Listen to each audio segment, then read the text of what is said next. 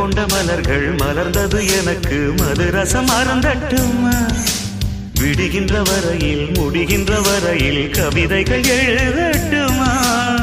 முத்தம் என்ற கடலில் முத்து குளிப்போமா அழகு அழகு ஓ நீ நடந்தால் நடையழகு அழகு நெருங்கி வரும் இடையழகு அழகு